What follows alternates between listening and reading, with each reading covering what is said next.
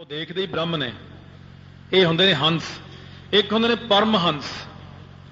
ਪਰਮਹੰਸ ਇਸ ਤੋਂ ਵੀ ਉੱਪਰ ਹੁੰਦੇ ਨੇ, ਜਿਹੜੇ ਇੱਕ ਛਾਂਟੀ ਕਰਦੇ ਨੇ ਇਹ ਚੀਜ਼ ਦੀ ਕਿ ਆ ਜਿੰਨੇ ਜੀਵ ਨੇ ਇਹਨਾਂ ਦੇ ਅੰਦਰ 6 ਵਿਕਾਰ ਨੇ। ਸਰੀਰ ਦਾ ਧਰਮ ਹੈ ਜੰਮਣਾ ਤੇ ਮਰਨਾ, ਪ੍ਰਾਣਾਂ ਦਾ ਧਰਮ ਹੈ ਭੁੱਖ ਤੇ ਪਿਆਸ, ਮਨ ਦਾ ਧਰਮ ਹੈ ਦੁੱਖ ਤੇ ਸੁੱਖ। 6 ਵਿਕਾਰ ਨੇ ਮਨੁੱਖ 'ਚ। ਇਹ 6 ਚੀਜ਼ਾਂ ਤਾਂ ਇਹ ਤਿਆਗਦੇ ਨੇ ਪਾਣੀ ਜਾਣ ਕੇ। 6 ਚੀਜ਼ਾਂ ਉਹ ਈਸ਼ਵਰ ਦੀਆਂ ਤਿਆਗਦੇ ਨੇ। ਜੀਵ ਤੇ ਈਸ਼ਵਰ ਦੀਆਂ 6 ਚੀਜ਼ਾਂ, 6 ਵਿਕਾਰ ਈਸ਼ਵਰ ਵਿੱਚ ਨੇ। ਈਸ਼ਵਰ ਵਿੱਚ 6 ਗੁਣ ਨੇ, ਜੀਵ ਵਿੱਚ 6 ਵਿਕਾਰ ਨੇ। ਇਹਨਾਂ 12 ਚੀਜ਼ਾਂ ਨੂੰ ਪਾਣੀ ਦੀ ਤਰ੍ਹਾਂ ਤਿਆਗ ਕੇ ਇਹ ਦੇਖਦੇ ਨੇ ਜੀਵ ਦੇ ਵਿੱਚ ਵੀ ਬ੍ਰਹਮ ਹੈ ਤੇ ਈਸ਼ਵਰ ਦੇ ਵਿੱਚ ਵੀ ਬ੍ਰਹਮ ਹੈ। ਪਨੀਰ ਨੂੰ ਗ੍ਰਹਿਣ ਜਿਹੜੇ ਕਰ ਲਏ ਉਹਨੂੰ ਕਹਿੰਦੇ ਪਰਮਹੰਸ ਬੈਰਾਗੀ। ਗੁਰਬਾਣੀ ਵਿੱਚ ਵੀ ਅੱਖਰੇ ਕਈ ਥਾਈਂ ਆਉਂਦੇ ਨੇ। ਵੈਸੇ ਜਦੋਂ ਆਪਾਂ ਨੂੰ ਗਿਆਨ ਨਾ ਹੋਵੇ ਕਿਸੇ ਅੱਖਰ ਦਾ, ਫਿਰ ਤਾਂ ਆਪਾਂ ਪੜ੍ਹ ਕੇ ਅੱਗੇ ਲੰਘ ਜਾਂਦੇ ਹਾਂ। ਪਰਮਹੰਸ ਬੈਰਾਗੀ ਪਾਠ ਕੀਤਾ ਤਾਂ ਅੱਗੇ ਲੰਘ। ਪਰ ਜਦੋਂ ਆਪਾਂ ਨੂੰ ਗਿਆਨ ਹੋ ਜਾਂਦਾ ਤਾਂ ਆਪਾਂ ਉੱਥੇ ਰੁਕ ਜਾਾਂਗੇ ਵੀ ਆਹ ਅੱਖਰ ਅਸੀਂ ਕਥਾ 'ਚ ਸੁਣਿਆ ਸੀ। ਹੁਣ ਕਈ ਅੱਖਰ ਤੁਹਾਨੂੰ ਨਵੇਂ ਮਿਲਣਗੇ। ਹੁਣ ਜਦੋਂ ਸਹਿਜ ਪਾਠ ਕਰੋਗੇ ਗੁਰੂ ਗ੍ਰੰਥ ਸਾਹਿਬ 'ਚ ਐਸੀਆਂ ਚੀਜ਼ਾਂ ਸਾਹਮਣੇ ਆਉਣਗੀਆਂ, ਤੁਸੀਂ ਕਹੋਗੇ ਆਹ ਅਸੀਂ ਸੁਣੀ ਸੀ ਕਥਾ 'ਚ। ਨਹੀਂ ਤਾਂ ਪਤਾ ਹੀ ਨਹੀਂ ਲੱਗਦਾ। ਜਿਵੇਂ ਸਹਿਜ ਕੀਰਤੀ ਦਾ ਪਾਠ ਕਰਦੇ ਆ, ਇੱਕ ਅਸਥਾਨ ਤੇ ਕੋਈ ਪਾਠੀ ਸਪੀਕਰ 'ਚ ਲੱਗਿਆ, ਉਹ ਪਾਠ ਆਉਂਦਾ ਦ੍ਰਿੜੰਤਣ, ਪਿੱਛੇ ਹਾਹੇ ਦੀ ਜਗ੍ਹਾ ਤੇ 2 ਬਿੰਦੀਆਂ ਹੀ ਲਾਈਆਂ ਗੋਲ ਗੋਲ ਜੀਆਂ। ਉਹ ਪਾਠੀ ਪਾਠ ਕਰੇ, ਮੈਂ ਉਹਨਾਂ ਦੇ ਮਹਾਤਮਾ ਕੋਲ ਬੈਠਾ ਸੀ, ਪਾਠ ਮੈਂ ਵੀ ਸੁਣਦਾ ਸੀ। ਉਹ ਕਹਿੰਦਾ ਦ੍ਰਿੜੰਤ ਕਰਦਾ ਰਿਹਾ। ਮੈਂ ਕਿਹਾ ਮਹਾਰਾਜ ਆ ਤੁਹਾਡਾ ਪਾਠੀ ਅੜ ਗਿਆ, ਦੇਖ ਲਓ ਇਹਨੂੰ ਇਹ ਨਹੀਂ ਪਤਾ ਦ੍ਰਿੜੰਤਣ ਹੈ ਬੋਲਣਾ ਇਹਨੂੰ। ਮੈਂ ਕਿਹਾ ਇਹਨੂੰ ਤੂੰ ਸੰਥਿਆ ਨਹੀਂ ਕਰਾਈ? ਕਹਿੰਦੇ ਕਰਾਈ ਤਾਂ ਹੋਈ। ਮੈਂ ਆਹ ਦੇਖ ਲਓ ਤੁਹਾਡਾ ਪਾਠੀ ਕੀ ਸਪੀਕਰ 'ਚ ਲੱਲਰ ਲਾਉਂਦਾ, ਦ੍ਰਿੜੰਤਣ ਕਰਕੇ ਅੱਗੇ ਲੰਘ ਗਿਆ। ਜਦੋਂ ਉੱਠ ਕੇ ਆਇਆ ਮੈਂ ਕਿਹਾ ਦ੍ਰਿੜੰਤਣ ਹੈ ਨਹੀਂ ਬੋਲਿਆ। ਕਹਿੰਦਾ ਪਤਾ ਨਹੀਂ 2 ਬਿੰਦੀਆਂ ਹੀ ਸੀ ਅੱਗੇ। ਮੈਂ ਕਿਹਾ ਪਤਾ ਨਹੀਂ ਕੀ ਚੀਜ਼ ਲੱਗੀ ਹੋਈ ਹੈ। ਜਦ ਤੱਕ ਗਿਆਨ ਨਹੀਂ ਹੈ ਉਦੋਂ ਤੱਕ ਤੁਹਾਨੂੰ ਪਤਾ ਹੀ ਨਹੀਂ ਲੱਗਣਾ ਬਾਣੀ ਦੇ ਅੰਦਰ ਲਿਖਿਆ ਇਹ ਕੀ ਹੋਇਆ, ਇਹਦਾ ਕੀ ਮਤਲਬ ਹੈ। ਆਪਾਂ ਫਿਰ ਫਾਲਤੂ ਹੀ ਸਮਝਾਂਗੇ। ਸੋ ਇਹਨਾਂ ਆਪਾਂ ਸੁਣ ਲਿਆ ਕਿ ਜਤ ਦੀਆਂ ਕਿਸਮਾਂ ਹੁੰਦੀਆਂ ਨੇ, ਇਹ ਸੰਨਿਆਸ ਹੁੰਦਾ ਹੈ। ਇਸੇ ਪ੍ਰਕਾਰ ਇਹ ਜਿਹੜਾ ਸੰਨਿਆਸ ਹੈ ਇਹਦੀਆਂ ਅੱਗੇ ਹੋਰ 2 ਕਿਸਮਾਂ ਨੇ, ਉਹ ਸਰਵਣ ਕਰਾਂਗੇ ਆਪਾਂ ਜਤ ਵਿੱਚ ਹੀ। ਜਤ ਪਹਾਰਾ, ਇੰਨਾ ਜਤ ਹੈ ਤੇ ਕੁਟੀਚਕ ਤੇ ਇੱਕ ਵਿਹੂਦਕ ਹੁੰਦਾ। ਇਹਦੇ 'ਚ ਕੁਟੀਚਕ ਹੁੰਦਾ ਜਿਹੜੇ ਕੁਟੀਆਂ ਪਾ ਕੇ ਕਿਤੇ ਇਕਾਂਤ ਜੰਗਲ ਵਿੱਚ ਬਹਿਣ। ਵਿਹੂਦਕ ਹੁੰਦਾ ਓਦਕ ਨਾਮ ਜਲ ਦਾ ਤੇ ਬਹਿ ਨਾਮ ਬਹਿਣ ਵਾਲਾ। ਜਿੱਥੇ ਤੀਰਥ ਦੇ ਕਿਨਾਰੇ ਉੱਤੇ ਪਾਣੀ ਚੱਲਦਾ ਹੈ, ਕਿਨਾਰੇ ਤੇ ਬਹਿ ਕੇ ਭਗਤੀ ਕਰਨੀ, ਉਹਨੂੰ ਵਿਹੂਦਕ ਸੰਨਿਆਸ ਕਹਿੰਦੇ ਨੇ। ਉਹ ਸੰਨਿਆਸ ਨੂੰ ਉਹ ਤਾਂ ਖੈਰ ਕੋਈ ਗ੍ਰਹਿਣ ਕਰਦਾ, ਕੋਈ ਮਹਾਤਮਾ ਗ੍ਰਹਿਣ ਕਰਦੇ ਨੇ ਉਹਨੂੰ, ਗ੍ਰਸਤੀਆਂ ਲਈ ਨਹੀਂ ਹੈ। ਗ੍ਰਸਤੀ ਤਾਂ ਆਪਣੇ ਘਰ ਵਿੱਚ ਹੀ ਬਹਿ ਕੇ ਪਾਠ ਕਰੇ ਜਾਂ ਗੁਰਦੁਆਰਾ ਸਾਹਿਬ ਜਾਂ ਸਰੋਵਰ ਤੇ ਬਹਿ ਕੇ ਕਰ ਲਓ, ਬਸ ਇੰਨਾ ਹੀ ਬੜਾ ਆਪਣੇ ਵਾਸਤੇ। ਸੋ ਐਸਾ ਮਹਾਰਾਜ ਨੇ ਪਾਵਨ ਪਵਿੱਤਰ ਉਪਦੇਸ਼ ਜਿਹੜਾ ਬਖਸ਼ਿਆ ਹਿਰਦੇ 'ਚ ਵਸਾਈਏ, ਜਿਸ ਕਰਕੇ ਅਸੀਂ ਵੀ ਇਹ ਲੋਕ ਸੁਖੀਏ ਪਰ ਲੋਕ ਸੁਹੇਲੇ ਨਾਨਕ ਹਰਿ ਪ੍ਰਭਾਪੈ ਮੇਲੇ। ਵਾਹਿਗੁਰੂ ਵਾਹਿਗੁਰੂ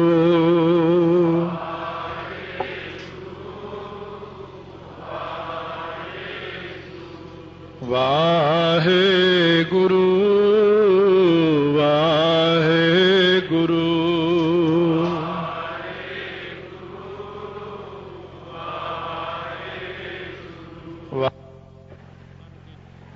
ਸਤਿਗੁਰੂ ਨਾਨਕ ਦੇਵ ਮਹਾਰਾਜ ਨੇ ਸਾਨੂੰ ਬ੍ਰਹਮ ਗਿਆਨ ਦੀ ਸਮੱਗਰੀ ਦਿੱਤੀ ਹੈ ਕਿ ਬ੍ਰਹਮ ਗਿਆਨ ਇਹਨਾਂ ਚੀਜ਼ਾਂ ਨਾਲ ਪ੍ਰਾਪਤ ਹੁੰਦਾ। ਅੱਖਰ ਇੱਕ ਹੁੰਦਾ, ਉਹਨੂੰ ਖੋਲ੍ਹਣ ਵਿੱਚ ਟਾਈਮ ਬਹੁਤ ਲੱਗ ਜਾਂਦਾ। ਇੱਕ ਅੱਖਰ ਦੀ ਵਿਆਖਿਆ ਹੀ ਬਹੁਤ ਵੱਡੀ ਹੈ, ਜਤ। ਜਤ ਅੱਖਰ ਵਿੱਚ ਹੀ ਸਾਰਾ ਕੁਝ ਆਉਂਦਾ। ਤਿਆਗ, ਬੈਰਾਗ, ਸੰਨਿਆਸ, ਇਹ ਜਤ ਵਿੱਚ ਹੀ ਆ ਜਾਂਦਾ। ਤਕਰੀਬਨ ਆਪਾਂ 9 ਪ੍ਰਕਾਰ ਦਾ ਇੱਕ ਵਿਰਾਗ ਸੁਣਿਆ, 3 ਪ੍ਰਕਾਰ ਦਾ ਹੋਰ ਵਿਰਾਗ ਹੈ, 12 ਪ੍ਰਕਾਰ ਦਾ ਬੈਰਾਗ। ਇਹਦੇ ਵਿੱਚ ਆਪਾਂ ਨੇ ਤਿਆਗ ਵੀ ਸੁਣਿਆ। ਸੰਨਿਆਸ ਨਾਮ ਤਿਆਗ ਦਾ ਹੀ ਹੈ, ਤਿਆਗ ਕਰਨਾ। ਕਿਉਂਕਿ ਜਿਹੜਾ ਬੰਦਾ ਤਿਆਗ ਨਹੀਂ ਕਰ ਸਕਦਾ ਉਹ ਬੰਦਾ ਨਹੀਂ ਕਾਮਯਾਬ ਹੋ। ਤਿਆਗ ਆਪਣੇ ਹੱਥੋਂ ਕਰਵਾਇਆ ਮਹਾਰਾਜ ਨੇ। ਜਿਹੜਾ ਦਸਵੰਧ ਕੱਢਦੇ ਆ ਇਹ ਤਿਆਗ ਹੀ ਤਾਂ ਹੈ। ਇਸ ਕਰਕੇ ਤਿਆਗ ਜਿਹੜਾ ਹੈ ਇਹ ਸਤਿਗੁਰੂ ਮਹਾਰਾਜ ਸਿਖਾਉਂਦੇ ਆ। ਆਪਾਂ ਨੂੰ ਦੱਸਿਆ ਵੀ ਇਹ ਹੰਸ ਤੇ ਪਰਮਹੰਸ ਤੇ ਕਿੰਨੇ ਪ੍ਰਕਾਰ ਦਾ ਸੰਨਿਆਸ ਸਾਰਾ ਦੱਸ ਕੇ ਹੁਣ 1-2 ਪ੍ਰਕਾਰ ਦਾ ਤਿਆਗ ਇਹਦੇ ਵਿੱਚ ਜਿਹੜਾ ਹੈ ਉਹ ਇੱਕ ਹੁੰਦਾ ਬਿਬਦਿਖਾ ਸੰਨਿਆਸ। ਬਿਬਦਿਖਾ ਉਹਦਾ ਨਾਮ ਹੈ। वो इस प्रकार का है कि जिस ब्रह्म की प्राप्ति करनी है उस ब्रह्म की प्राप्ति करन वास्ते दुनिया के सारे पदार्थ छड्ड के मोह माया ममता छड्ड के एक पासे एकांत होके बैठ के ब्रह्म की प्राप्ति लिए यतनशील होना, इनू विविधिखा संन्यास कहते हैं। ये त्याग है। ये तो चलो मन्निया है ही है, पर इस तो उपर एक होर है, उन्होंने विदित संन्यास कहते हैं। विदित संन्यास तो भाव हुण चलो जिस ब्रह्म की प्राप्ति लिए निवेकले होके एकांत विच बैठे सी, ओदी प्राप्ति भी हो गई, सब कुछ हो गया, ब्रह्म ज्ञान तक भी चलिया गया, पर फिर भी त्याग है। जिथे कि ब्रह्म ज्ञान में जाके त्याग की लोड़ नहीं पैंदी। ब्रह्म ज्ञान तो हुण हो गया, हुण त्याग की लोड़ नहीं, पर फिर भी त्याग है। ये सारिਆਂ नालों वड्डी अवस्था है त्याग की। विदित संन्यास जीवन मुक्ति के मार्ग वास्ते ब्रह्म ज्ञान विच पहुंच के भी ਜਿਹੜੇ ਬੰਦੇ त्याग रखते ने वो सारिਆਂ नालों वड्डे त्यागी ਹਨ। ये जात दे किस्मां दसियां ने आपां नूं। संन्यास 4 प्रकार का, 12 प्रकार का बैराग आपां ने श्रवण किया। महाराज कहते ये है जात पहारा, ये है साडा जात रूपी कारखाना। ये तो खैर बहुत वड्डियां चीज़ां ने। यदा ब्रह्म ज्ञानी किसी ने बनना होवे ਜਾਂ किसी ने कोई अवस्था का ज्ञान लेना उन्होंने वास्ते। बाकी ਜਿਹੜੇ महाराज सच्चे पातशाह ने गृहस्थी लोग ने सुभाव अपनी किरत करी जान, बाणी पढ़ी जान, कुरैतां तो बचे रहन, ककारां की संभाल रखन, 5 बाणियां का अपना नितनेम रह रास कीर्तन सोहले समेत सारा 7 बाणियां रोज दियां। ये कहना भी गल तो 5 बाणियां 7 बाणियां ही आखो, क्योंकि फिर कोई प्रश्न भी करना भी 5 बाणियां तो फिर उन्होंने की किया, 3 बाणियां सवेरे रख लिया, 2 शाम को करके 5 बनातियां। 7 बाणियां का अभ्यासी महाराज कहने होवे किरत धर्म की करे, दसवंध कढ़े, वह भी कल्याण हो जाता। पर यह तो है जे किसी की अवस्था बननी होवे तां भी, जे ना भी लोड़ होवे तां भी इन्ना ज्ञान तो आपां नूं होना जरूरी है। जात पहारा धीरज सुनियार। तो महाराज कहने जिहड़ा धीरज है ना, यही सुनियारा है इस दुकान विच। हुण धीरज जिहड़ा ऐसा है कि सतगुरु महाराज की सिक्खी प्राप्त हुई हुई है, पैसे की कोई कमी नहीं है, हर चीज़ दे विच संपूर्णता है। हुण एक दिन सतगुरु महाराज कहते परख लैके देखा, परख के देखना ना किन्ना क धीरज है सिख दे विच। सो सतगुरु महाराज सच्चे पातशाह ने भाई मंझ की परख लई। धन भाई मंझ धीरज, इन्ना ज्यादा धीरज, साखी तो आपां सुनी हुई, खूह विच भी डिग पे, पर कहते पहला लकड़ां कड्डो, मैनू बाद विच कड्डिओ। गुरु के लंगर दियां लकड़ां ने, इन्ना वड्डा धीरज है। धीरज किन्ना रखना पिया। और ऐसियां अपने कोल अनेकां ही गुरु घर दियां साखियां ने कि गुरसिखां ने बड़ा वड्डा धीरज 8 महीने तक आनंदपुर साहब के किले च धीरज रख के बैठे रहे, बिना रोटी तो बिना पानी तो पत्ते खा के दरख्तां दे गुजारा किया। दरख्तां दे छिलके ला के उबाल के कट कट के खाधे। भुखे मर गए, घोड़े जिहड़े भुखे मरदे उन्हां नूं वढ वढ के खाधा धर्म युद्ध वास्ते। घोड़े खाण तो पहला मिट्टी खाधी। धीरज सुनियार उन्हां गुरसिखां कोले है। साडे कोल की धीरज है? 1 सेकंड किते देग लेट हो जाए मिले ना, आओ रौला पाने में देग नहीं प्रबंध। क्या प्रबंध है? देग नहीं मिली है। अपने गुरु घर नूं आप ही बदनाम कर लाए। सतगुरु महाराज ऐसियां चीज़ां ते बिल्कुल परेशान नहीं हूं। मैं सारी जिंदगी च एक बार भी नहीं कहा कि मैनूं इत्थों देग नहीं मिली। जद आप इस गल विच विश्वास रखते हैं कि नक नथ खसम हथ किरत धक्के दे, जहां दाने तहां खाने, नानका सच नहीं मिलिया, तो धीरज रखना मान देता, बहुत धीरज रखना। कदे कदे जिंदगी च ऐसा समा भी आ जाता, जिंदगी च असी रोटी भी नहीं कदे मिली, मक्की दे दाने खा के गुजारा किया, छोले चब के गुजारा किया, नहीं सी घर च रोटी, गरीबी बड़ी सी, धीरज रखिया मन च, कदे महसूस भी नहीं किया, कदे रब नूं यह भी नहीं कहा भी तू रोटी दिती नहीं अज मैनूं। इस गल च खुश रहे भी जे भुखा रखना नहीं छोले देने तो वह भी ना दे, कोई गल नहीं, पर तेरी खुशी चाहिए सानू। ते आपां ते जे माड़ी जी चीज़ ना मिले उत्थे ही रौला पाने मैं बाबे दे दर ते जाना ही नहीं। ये कोई सिक्खी थोड़ी है, जिथे आपां सिख बने फिरदे हैं इहनूं कोई सिक्खी थोड़ी कहा जाता। ये तो मतलबी सिख ने, मतलबी। जे तो काम बनाता महाराज ने फिर तो कहता ठीक है बाबा बड़ा वड्डा, फिर तो गुरु साहब का दर वड्डा। महाराज सच्चे पातशाह तैन परख परख के देखते ने, सारिਆਂ नालों वध परख जहाज के ब्लैक बॉक्स की हुंदी है। जिहड़ा ब्लैक बॉक्स हुंदा जहाज दे विच, ਉਹਦੇ अंदर फिल्म रखी हुंदी है, जिहड़ी ਉਹਦੇ बाहर जिहड़ी प्लेट लगी हुंदी लोहे की, ਉਹ ਸਾਰਿਆਂ ਨਾਲੋਂ ਵੱਧ 11,000 ਫਾਰਨਹੀਟ ਤੇ ਉਹਨੂੰ ਪਰਖਿਆ ਜਾਂਦਾ, ਉਹਨੂੰ ਕੋਈ ਅਸਰ ਨਹੀਂ ਪੈਂਦਾ। ਜਹਾਜ਼ ਨੂੰ ਅੱਗ ਵੀ ਲੱਗ ਜਾਏ, ਪਾਣੀ 'ਚ ਵੀ ਡਿੱਗ ਪਏ ਜਹਾਜ਼, ਬਲੈਕ ਬਾਕਸ ਬਿਲਕੁਲ ਸਹੀ ਸਾਵਧਾਨ ਠੀਕ ਰਹਿੰਦਾ। ਤਾਂ ਹੀ ਉਹਦਾ ਪਤਾ ਲੱਗਦਾ ਜਹਾਜ਼ ਦਾ ਕਿਸ ਤਰ੍ਹਾਂ ਨੁਕਸਾਨ ਹੋਇਆ, ਕਿਉਂਕਿ ਉਹਨੂੰ ਪਹਿਲਾਂ ਪਕਾਇਆ ਜਾਂਦਾ। ਸਤਿਗੁਰੂ ਸਿੱਖ ਨੂੰ ਇੰਨਾ ਪਕਾ ਦਿੰਦੇ ਨੇ, ਇੰਨਾ ਪਕਾ ਦਿੰਦੇ ਨੇ ਕਿ ਮਜਾਲ ਆ ਕਿਤੇ ਅਕਾਲ ਪੁਰਖ ਦੇ ਉਲਟ ਬੋਲ ਜਾਵੇ ਸਿੱਖ, ਕਿ ਗੁਰੂ ਗ੍ਰੰਥ ਸਾਹਿਬ ਦੇ ਉਲਟ ਕਿਤੇ ਨਾ ਸਿੱਖ ਨਾ ਕਹੂਗਾ ਮੈਨੂੰ ਗੁਰੂ ਤੇਗ ਬਹਾਦਰ ਸਾਹਿਬ ਨੇ ਆ ਨਹੀਂ ਦਿੱਤਾ। ਸਿੱਖ ਕਹਿੰਦਾ ਤੇਰਾ ਕੀਆ ਮਿੱਠਾ ਲੱਗਾ, ਹਰ ਨਾਮ ਪਦਾਰਥ ਨਾਨਕ ਮੰਗੈ। ਇੰਨਾ ਵੱਡਾ ਧੀਰਜ ਸਿੱਖ ਵਿੱਚ ਹੋਣਾ ਚਾਹੀਦਾ। ਬੇਨਤੀ ਵੀ ਕਰੋ ਮਹਾਰਾਜ ਸੱਚੇ ਪਾਤਸ਼ਾਹ ਸਾਨੂੰ ਧੀਰਜ ਬਖਸ਼ੋ। ਧੰਨ ਗੁਰੂ ਅਰਜਨ ਦੇਵ ਸਾਹਿਬ ਮਹਾਰਾਜ ਧੀਰਜ ਨਹੀਂ ਦੇਖਿਆ, ਤੱਤੀ ਤਵੀ ਤੇ ਬਹਿ ਕੇ ਸੀ ਨਹੀਂ ਕੀਤੀ, ਕਿੱਡਾ ਧੀਰਜ ਹੈ ਮਹਾਰਾਜ। ਧੰਨ ਭਾਈ ਮਨੀ ਸਿੰਘ, ਕਿੱਡਾ ਧੀਰਜ ਹੈ ਤੁਹਾਡੇ ਚ, ਬੰਦ ਕਟਾ ਰਹੇ ਪਾਠ ਕਰ ਰਹੇ ਨਾਲ। ਮਹਾਰਾਜ ਕਹਿੰਦੇ ਧੀਰਜ ਸੁਨਿਆਰ, ਸੁਨਿਆਰਾ ਇਸ ਧੀਰਜ ਨੂੰ ਹੀ ਬਣਾ ਲੈਣਾ, ਮਨ ਦੇ ਅੰਦਰ ਧੀਰਜ ਰੱਖਣਾ। ਧੀਰੋਂ ਦੇਖ ਤੁਮਾਰੇ ਰੰਗਾ, ਤੂੰ ਹੀ ਸੁਆਮੀ ਅੰਤਰਜਾਮੀ, ਤੂੰ ਹੀ ਬਸੈ ਸਾਧ ਕੈ ਸੰਗਾ। ਧੀਰਜ ਰੱਖਣਾ ਵੱਡੀ ਗੱਲ ਹੈ, ਜਾਤ ਰੱਖਣਾ ਵੱਡੀ ਗੱਲ ਹੋ ਗਈ। ਪੰਜਾਂ ਪਿਆਰਿਆਂ ਨੇ ਉੱਠ ਕੇ ਸੀਸ ਦੇਤੇ ਆਪਣੇ, ਧੀਰਜ ਰੱਖਿਆ ਉਹਨਾਂ ਨੇ। ਇਹ ਨਹੀਂ ਕਿਹਾ, ਕਈ ਤਾਂ ਵਿੱਚ ਭੱਜ ਲਏ ਸੀ, ਕਾਲੇ ਪੈ ਗਏ ਸੀ, ਇਹ ਕੀ ਸਿੱਖੀ ਹੈ, ਇਹ ਨਵੀਂ ਗੱਲ ਹੋ ਗਈ, ਬਿਨਾਂ ਕਾਰਨ ਤੋਂ ਸਿਰ ਦਈਏ ਸੀ। ਆਰਣ ਮਤ, ਮਹਾਰਾਜ ਕਹਿੰਦੇ ਆਰਣ ਵਾਂਗੂ ਮਤ ਅਚਲ ਰੱਖਣੀ ਆਪਣੀ।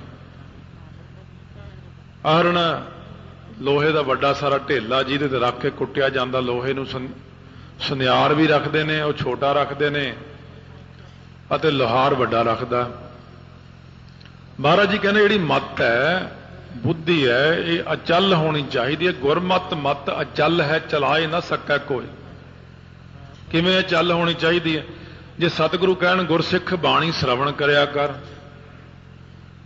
ਗੁਰਸਿੱਖ ਤੂੰ ਬਾਣੀ ਮੰਨਿਆ ਕਰ, ਤੂੰ ਕਮਾਇਆ ਕਰ, ਉੱਥੇ ਡੋਲ ਜਾਣਾ। ਮਤ ਮਹਾਰਾਜ ਇਹ ਤਾਂ ਬੜਾ ਔਖਾ ਕੰਮ ਦੱਸਤਾ ਤੁਸੀਂ। ਮਹਾਰਾਜ ਸੱਚੇ ਪਾਤਸ਼ਾਹ ਕਹਿੰਦੇ ਅਚਲ ਮਤ ਕਰ ਆਪਣੀ। ਸਤਿਗੁਰੂ ਜੀ ਜੋ ਹੁਕਮ ਕਰਦੇ ਉਹਨੂੰ ਕਰ, ਅੱਗੇ ਜਵਾਬ ਨਾ ਦੇ ਕਿ ਇਹ ਕੰਮ ਤਾਂ ਬੜਾ ਔਖਾ, ਇਹ ਕੰਮ ਤਾਂ ਬੜਾ ਔਖਾ। ਇਉਂ ਕਰਕੇ ਤਾਂ ਆਪਾਂ ਆਪਣੀ ਜ਼ਿੰਦਗੀ ਖਰਾਬ ਕਰ ਲਵਾਂਗੇ। ਔਖਾ ਨਹੀਂ ਕਹਿਣਾ। ਸਤਿਗੁਰੂ ਮਹਾਰਾਜ ਜੋ ਕੰਮ ਕਹਿੰਦੇ ਨੇ ਉਹਨੂੰ ਸੌਖਾ ਸੌਖਾ ਕਰਕੇ ਮੰਨਣਾ, ਤੇ ਸਾਡੇ ਭਲੇ ਲਈ ਕਹਿੰਦੇ ਨੇ ਮਹਾਰਾਜ। ਤਾਂ ਸਤਿਗੁਰੂ ਮਹਾਰਾਜ ਕਹਿੰਦੇ ਐਰਨ ਵਰਗੀ ਚੱਲ ਮੱਤ ਹੋਵੇ। ਜੇ ਕੋਈ ਬਾਹਰੋਂ ਵੀ ਤੁਹਾਨੂੰ ਡਲਾਉਣ ਦਾ ਯਤਨ ਕਰੇ ਨਾ ਡੋਲੋ, ਪਰ ਪੱਕ ਤਾਂ ਹੀ ਇੰਨੀ ਹੋਵੇ। ਤੇ ਜੇ ਸਤਿਗੁਰੂ ਮਹਾਰਾਜ ਕਸਵੱਟੀ ਪਾ ਦੇਣ ਤਾਂ ਵੀ ਮੱਤ ਅਚਲ ਹੀ ਰਹਿਣੀ ਚਾਹੀਦੀ ਹੈ। ਜਿੰਨਾ ਮਰਜ਼ੀ ਸਤਿਗੁਰੂ ਬਚਨ ਕਰ ਦੇਣ ਗੁਰੂ ਦੀ ਕਿਰਪਾ ਨਾਲ। ਇਉਂ ਤਾਂ ਜੇ ਪਰਖ ਲੈ ਲੈਣ ਸੱਚੇ ਪਾਤਸ਼ਾਹ ਫੇਰ ਤਾਂ ਔਖਾ। ਇਹ ਭਾਈ ਗੁਰਦਾਸ ਜੀ ਦੀ ਪਰਖ ਲੈ ਲਈ, ਉਹ ਡੋਲ ਗਏ।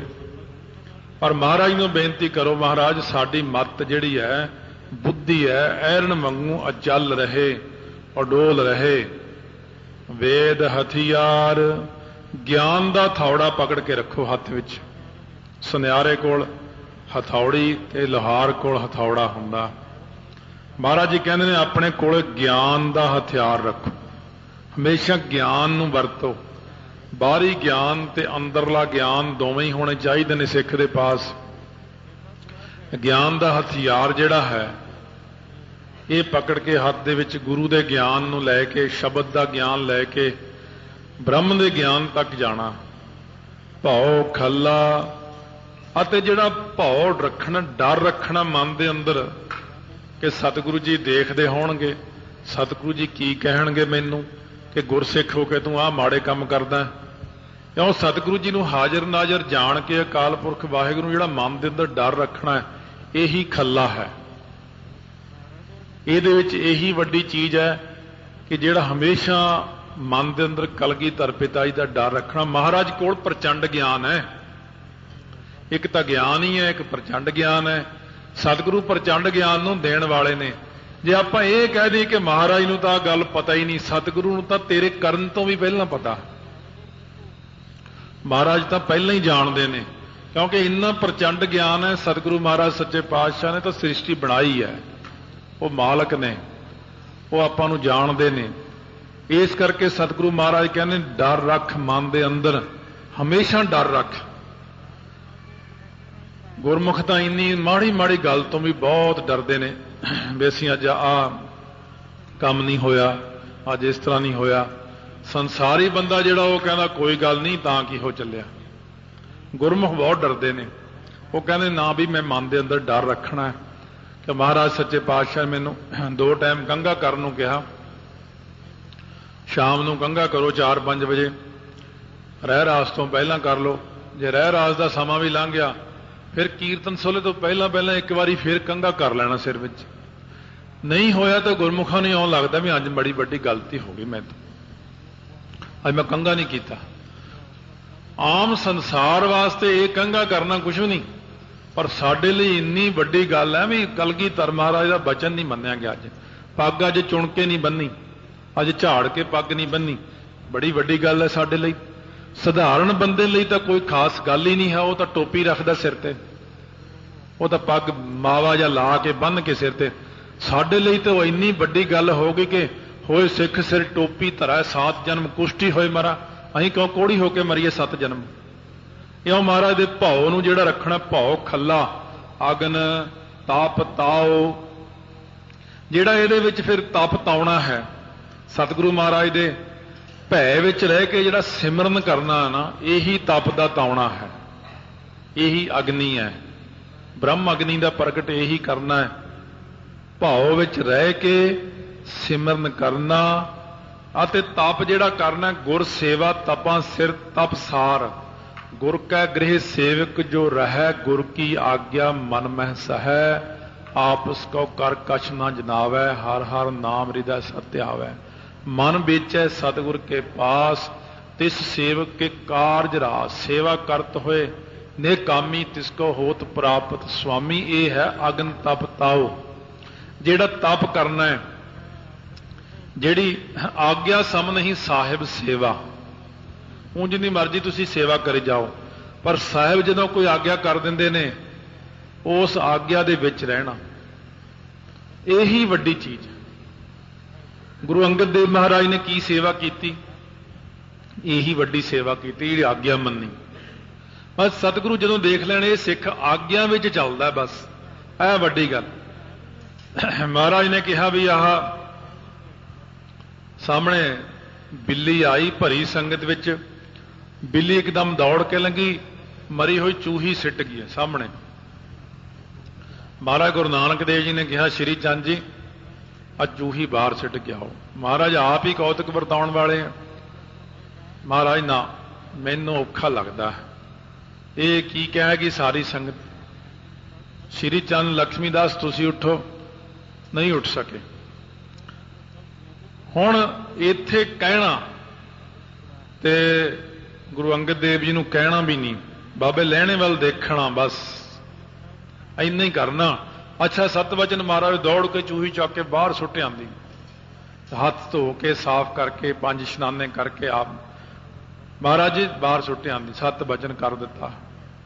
ਸਤਿਗੁਰੂ ਇਸ ਤੇ ਖੁਸ਼ ਨੇ, ਬਸ ਵੀ ਮੇਰੀ 5 ਕਕਾਰਾਂ ਦੀ ਕੋਈ ਗੱਲ ਨਹੀਂ, ਗੱਲ ਤਾਂ ਆਗਿਆ ਮੰਨਣ ਦੀ ਹੈ। ਦੰਦਾ ਕੰਘੇ ਦਾ ਟੁੱਟ ਜੇ ਉਹ ਕੋਈ ਗੱਲ ਨਹੀਂ ਹੁੰਦੀ, ਸਿਰ ਨਹੀਂ ਬਹਿੰਦਾ ਉਹਨਾਂ ਜੇ ਇੰਨਾ ਕੁ ਦੰਦਾ ਟੁੱਟ ਜਾਏ। ਪਰ ਸਤਿਗੁਰੂ ਕਹਿੰਦੇ ਮੈਂ ਤਾਂ ਇਹ ਦੇਖਣਾ ਮੇਰੀ ਆਗਿਆ ਵਿੱਚ ਚੱਲਦਾ ਕਿ ਨਹੀਂ। क्यों दिल्ली के दिलवाली तेरी आज्ञा में चलता, सारे तेरी आज्ञा सृष्टि चलती है, और जद इन्ने ने उसकी आज्ञा चलते, सिख क्यों नहीं आज्ञा चलता? महाराज तो देखना चाहते हैं भी मेरी आज्ञा विच किन्ना चलदा। तो इस प्रकार सतगुरु महाराज सच्चे पातशाह कहते हैं तप ताओ, ये तप मनो, जेड़ा आपां ने 5 ककार पहनने ने ना, ये तप है साडा। अमृत वेले उठ के जिहड़ा इशनान करना है, वैसे जोगी लोग सवेरे अपने सिर च 1000 घड़ा ठंडे पानी का पाउंदे ने, पोह माघ के दिनां च कहने मैं तप कर रहा, वो भी तो तप करते हैं। ये साडा भी तो तप है कि जिहड़ा असीं खुले पानी नाल सवेरे इशनान करना, 5 बाणियां पढ़नियां, नींद का त्याग करना, ये भी तप है। जिवें रोटी का त्याग करना भी तप है। सतगुरु महाराज कहने अल्पहार सुलभ सी निंद्रा, ये भी तप है। इस करके सतगुरु महाराज कहते ने भांडा भाओ अमृत तित ढाल, भांडा जिहड़ा भाओ प्रेम का बना के अमृत ਉਹਦੇ ਵਿੱਚ ਢਾਲਣਾ करना है। किस तरह? भांडा थोड़ा जिहा डूंघा अर्थ है ਇਹਦਾ। ਜਿਹੜਾ त्वंग पद ਦਾ ਸੋਧ ਨੇ ਤੇ 3 पद ने। त्वंग पद एक ਹੁੰਦਾ तत् पद, एक ਹੁੰਦਾ अस पद। ਹੁਣ ਜਿਹੜਾ ਇੱਕ ਤਾਂ ਜੀਵ है, एक ईश्वर है, एक है परमेश्वर। परमेश्वर ਜਦੋਂ माया संयुक्त होया उदों ईश्वर बनया, ते उस तो थले आपां जिहड़े बैठे हैं जीव आ। अपने जीवां दे विच 6 औगण ने, ईश्वर विच 6 गुण ने। तीसरा है ब्रह्म, ब्रह्म विच कुछ भी नहीं है, उस कोई औगण नहीं, स्वच्छ साफ सुथरा है। ये इस तरह का भांडा भाव है अमृत ढाल कि अपने जिहड़ा है हुण जीव दे भी 2 हिस्से ने। पहला हिस्सा तो शरीर है, दूजा हिस्सा आत्मा है। हुण ये शरीर विच आपां ने औगण सारे छड्ड के एक अपनी आत्मा नूं लै लेना।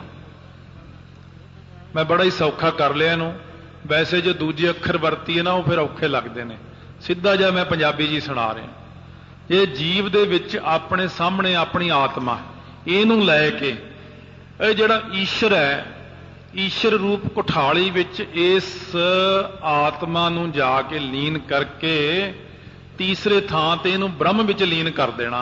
इहनूं कहंदे भांडा भाओ अमृत तित ढाल।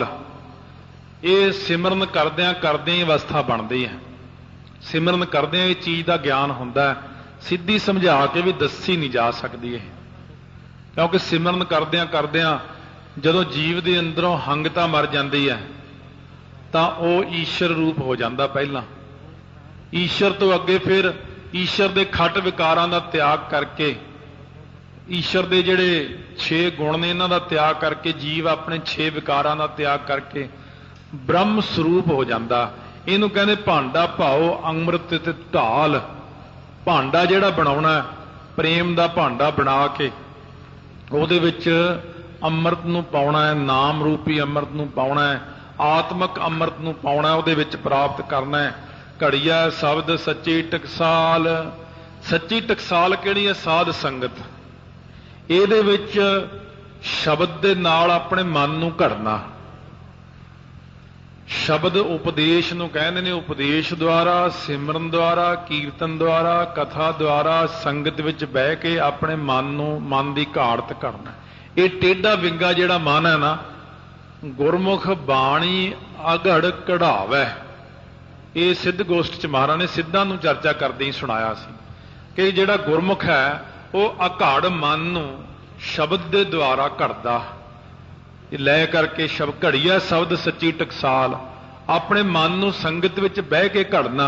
जिवें आपां बैराग दे विच एक चीज़ देखी सी, जिहड़ा बैराग आपां श्रवण कीता सी कि संगत विच बह के ये विचार करनी कि मैनूं किन्ने साल हो गए इत्थे आउंदे नूं, ते मेरी किन्नी क अवस्था बनी है, मेरे अंदरों किन्ने क विकार मिटे ने, किन्ने क मेरे औगण दूर होए ने, किन्ना क मैं गुरसिख बन सकिया हाँ, किन्ना क नहीं बन सकिया हाँ।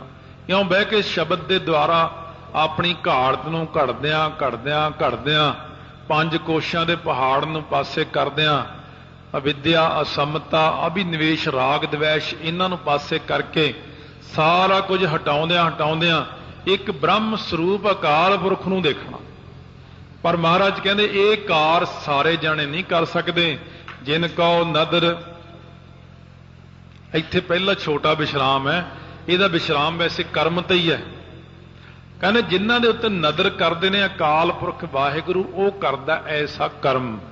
जिन कौ नदर कर्म तिन कार, फिर उन्होंने अपनी ब्रह्म ज्ञान की कार विच लाउंदे। जिन्हां दे उत्ते अकाल पुरख वाहिगुरु नदर कर दिंदे ने, उन्होंने अपना कर्म करन लाउंदे ने। किहड़ा सच्चा भगती दा, उन्होंने इस ब्रह्म ज्ञान की कार विच लाउंदे ने। आ जिहड़ी दसी पिछे जत पहारा धीरज सुनियार, नानक नदरे नदर निहाल। जदों नदरी परमेश्वर किरपा करते ने ना, नदर खुल जाती है। उदों नानक नदरी, फिर नदर, फिर निहाल। जदों नदरी परमेश्वर जीव दे उत्ते किरपा दृष्टि करते ने तो ਇਹਦੀ नदर खुल जाती है।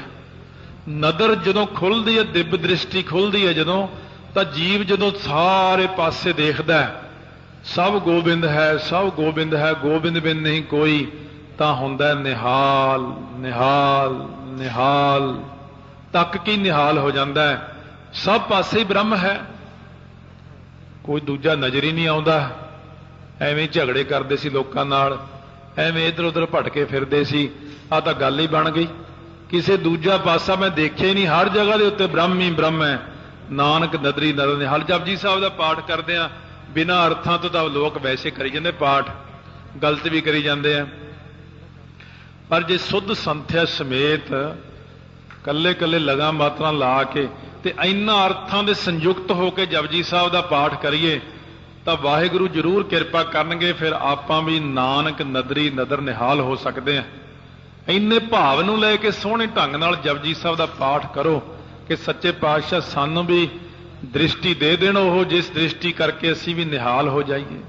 वाहिगुरु वाहिगुरु